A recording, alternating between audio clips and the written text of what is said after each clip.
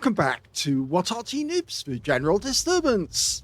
This is the Hummel. It's the Tier 6 German SPG. It's located on the northeast corner of Arctic regions / Mannerheim line, and it's under the command of talon1958 of OLIMP, and he's suddenly back from his illness for the past 3 weeks. Now we can see that he's actually got the improved rammer, gun lane drive, and also the improved turbo, I think, or is it driving aid or whatever.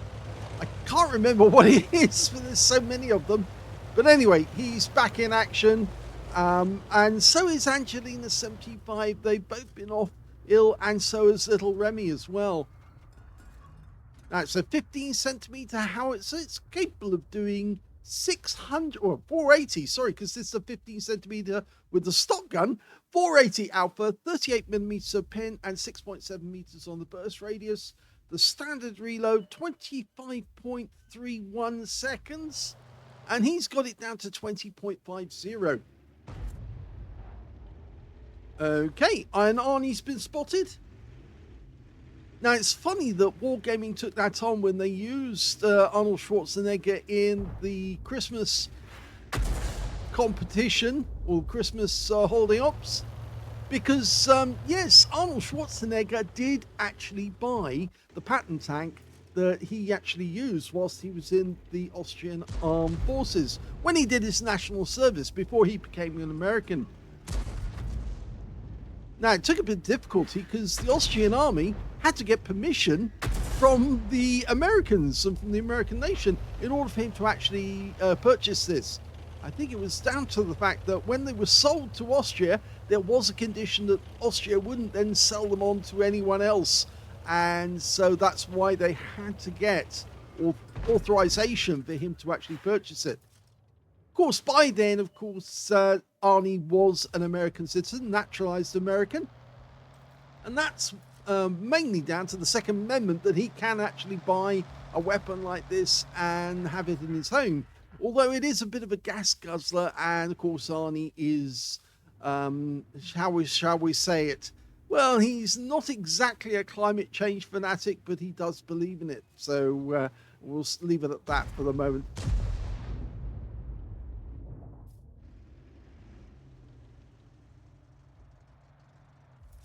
Of course, having your own tank is actually quite nice, so long as they don't then force you to pay for all the damage that the tracks do to the roads, because of course, as you probably know, the tracks on a tank do damage the concrete surface quite badly. Even at the tank museum at Fort Benning, or was it Fort Moore now, isn't it, they actually have a lot of damage being done to the ground by those huge tracks. I thought for a second he fired there, but he actually refrained from doing so he can get another shot. Rounds up. Direct hit. Good shot. In fact, he not only got a hit for 50 hit points, but he got 100 or 140, was it? No, 104 stun assist as well. And he's changing position because there are some enemy coming in from the west route. In fact, there's quite a lot of enemy tanks coming in that way. Of course, this video is actually being recorded on Sunday evening, and of course the contest between Angelina and Talon is for Sunday morning's lie-in. So we already know the result of the contest. So I'm just showing you the battles that took place. I should have actually got this replay done a lot earlier. There's Arnie again. I'm not sure if he does actually have the improved version. I think Wargaming actually made the improved version with the additional armor that goes around it. Oh, now he got tracked there, and so the shell from Talon accidentally missed the target.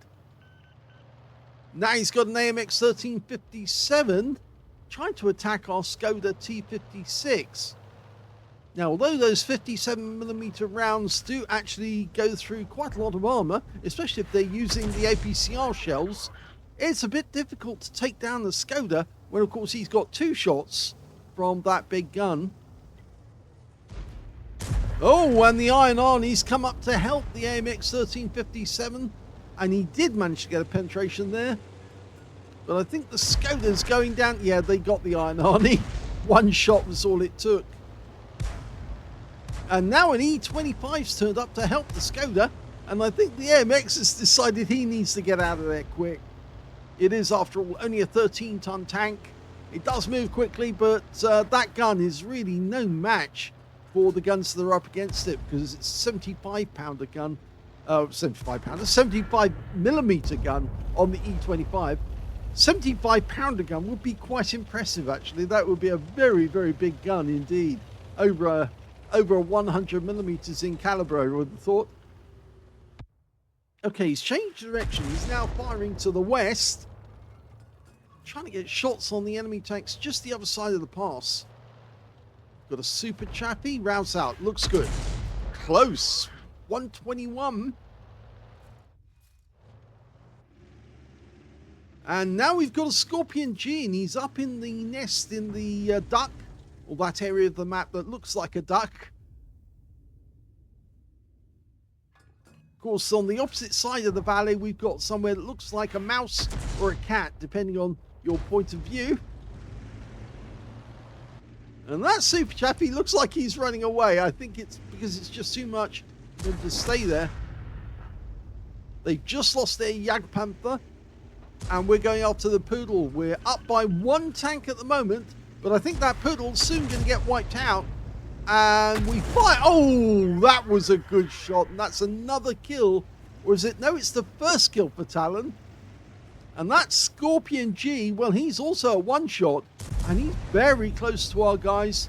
But he's, of course, got the 128mm gun. And he's out the game. So now we're looking at this BZ-176 with a 16cm gun. Sitting on the corner. And we need to get a bit closer to get a shell into him. But I think our guys are probably going to take him apart. The Astron Rex and the Cheetah. Yep, they got him. He's out. So, there's only 4 enemies remaining now. A tank destroyer, a light tank, and two SPGs. The light tank's a 5916. The tank destroyer's a Scorpion G. And he's way down in the south on the duck. And the other tanks, of course, are a Lorraine 15550 and an AMX 13F3. It's a tier 8 game with tier 6 tanks in it. There's the 5916. He's a one-shot. We could get a kill if we can get a shell near him. Oh, he knows to move. He knows to move. The moment that shell was fired, he knew that something was inbound and he tried to get away. Of course, there's 2 Artys on our team. The other one is a GW Panther. Talon hasn't got a lot of stun assist off this game so far. He needs the damage and he needs the assist. There's the Scorpion. He's gone. So there's only the SPGs left, and there's one of them, the AMX 13F3, right over in the corner.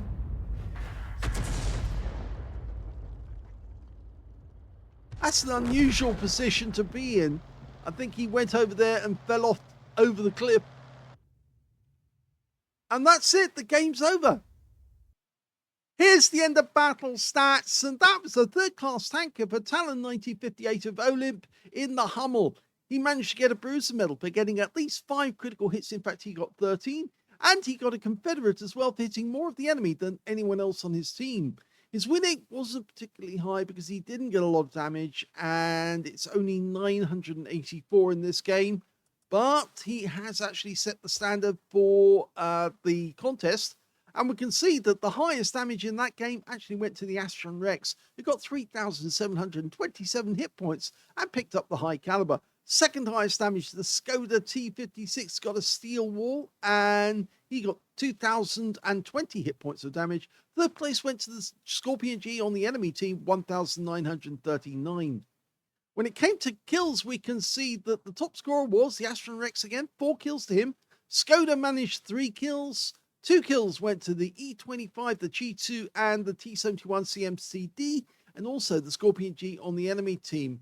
We can see that Talon, only 643 hit points, 1 kill, but when it came to base XP, he's actually with only 523, so mid-table again. Top scorer being the Astron Rex, just managed to get over 1,000 with 1,113. Second highest was the Skoda T56 with 879, and 734 went to the Borsig. We can see that Talon fired 14 rounds, 4 direct hits on the enemy, no penetrations, but he did get 12 splash. 643 hit points, all of it at more than 300 meters. He damaged 8 of the enemy, killed 1, and got 104 hit points as stun assist of 10 stuns. On a premium count, he actually made a profit of 65,988 credits, including 50,000 for mission completion, and he took away 1,569 experience points out of that game as well. So, first game back sets the target at a 3rd class, a bruiser, and a Confederate. Let's have a look at the second game and see if Angelina manages to beat that score. And in the second battle, we can see that Angelina75 of OLIMP is in the Bat Chat 15555, the tier 9 French SPG, and she's got the improved rammer, the, well, is that the improved turbo, and also the improved gun lane drive. Game on. I always get these new ones or the new equipment wrong, but yes, they do actually improve the speed, although this thing is already fast. 56.3 kilometers an hour is the top speed on the Bat Chat 155.55, and Angelina appears to be taking over to the south side of the island, and from this position she can actually shoot at the airfield as well as the south. Now this is the vehicle which you can fire 360 degrees, and that's quite an advantage because it means that you can park the vehicle in an escape route so you can quickly move away. She fires around in. Unfortunately, doesn't get anything from that shot. It is a 155mm howitzer, so it is actually capable of fairly fast fire. The standard reload, 28.76 seconds. Angelina's got 23.99. And the Kampfpanzer EK goes down to 1 shot from a 268 version 5. Rounds out. That's a direct hit on the Kampfpanzer, or is it the M48 pattern rather, not the Kampfpanzer.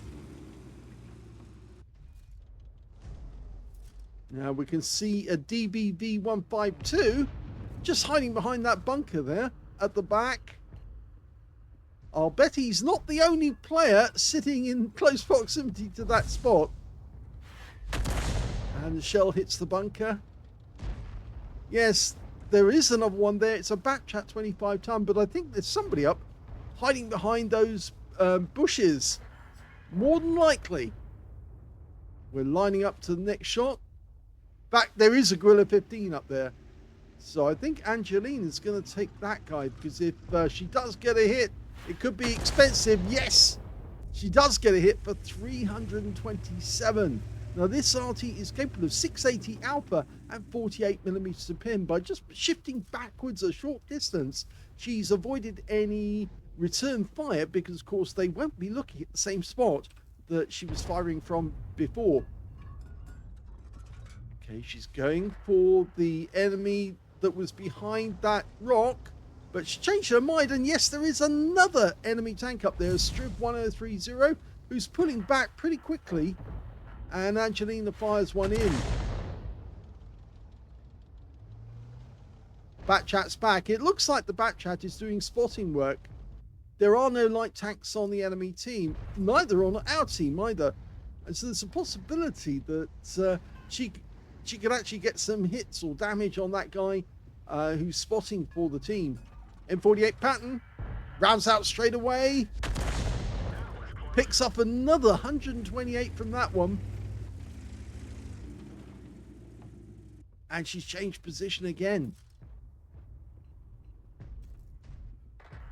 Yes, I think they're moving in and out of those bushes, and they're still there. Yes, there's the DBV152. It's such a convenient position. We can see that the Gorilla was actually taken out on one of the previous shots, and she just got a direct hit on the DBV. Probably won't find out for a while how much damage she did. That M48 pattern is still out there on the north side of the island. In fact, Angelina can probably finish him off, but she's decided against that. The Bat Chat's making a run in this direction. She's trying to line up a shot. It's quite a long way away, which is why it was taking time for the shell to reach her.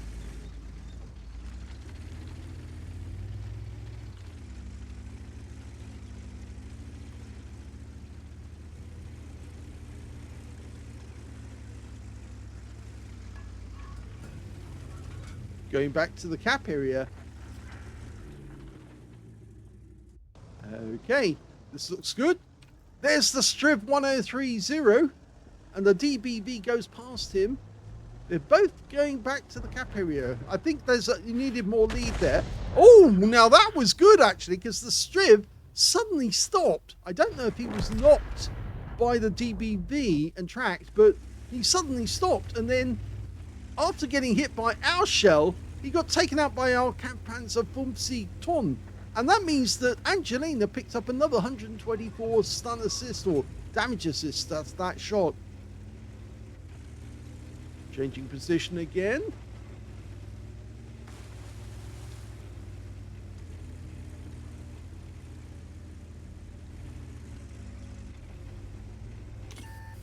Oh, she's been spotted. Somebody on the enemy team saw her, and ooh, that damaged the tracks, but Angelina didn't pick up any further damage to the vehicle.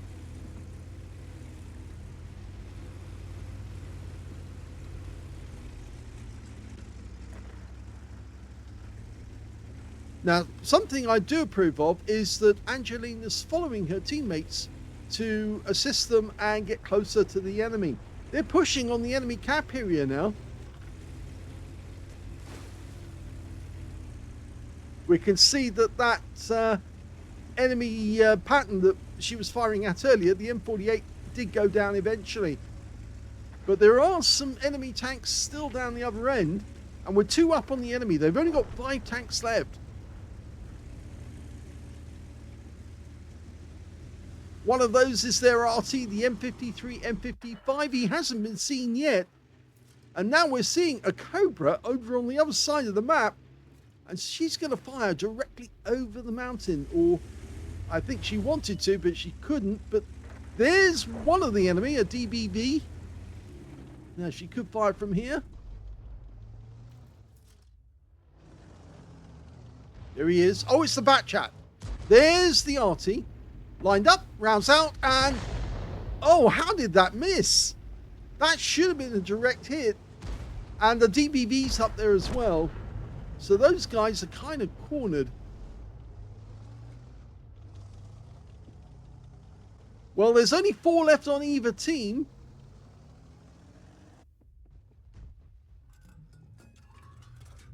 Only the Object 2685 on the North team is still alive. They've got the Bat Chat 25 ton and DBV 152, plus of course their M53, M55 on the north side, but they're outnumbered on the south side. The DBV's pushing in on the Cobra, and there's a Gorilla 15 nearby. He's gone down. The DBV got the Cobra. So Angelina's changing position. I kind of get the feeling that she's trying to get into a spot where she can shoot at the enemy if they go near her cap area. In the meantime, the Gorilla 15 and the DBV 152 are making their way towards the enemy cap.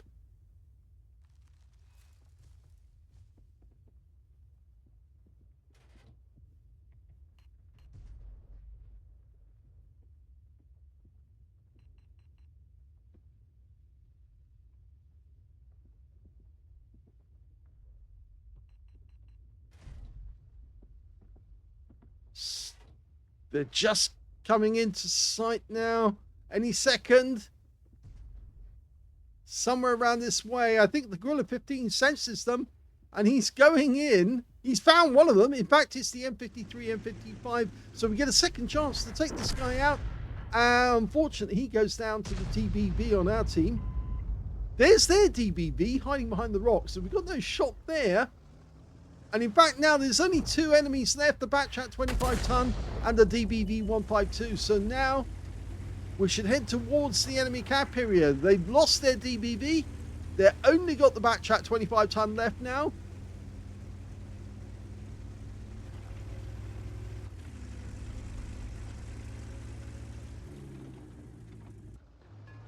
Okay, he's in sight. Lining up the shot, dialing in, and before we can shoot, the Bat Châtillon goes down, and that is the end of the game.